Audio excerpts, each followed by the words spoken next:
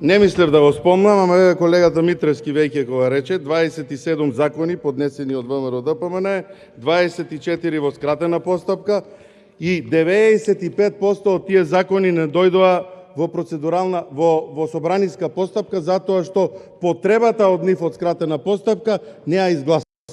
Толку е почитување на опозицијата.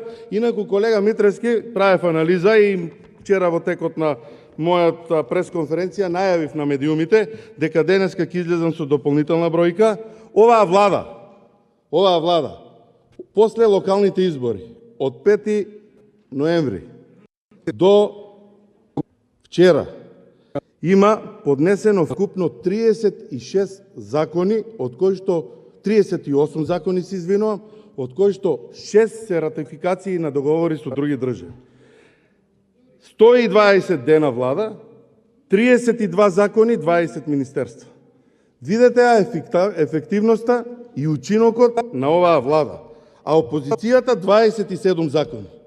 Па зошто го држиме тоа? Зошто ја држиме таа влада и зошто функционираме? Да се вратиме на блокадите и кочењето на комисии. Дали на Комисија на земјоделие минатиот пат беа ставени точки на дневен ред на кој што немаше представник од влада?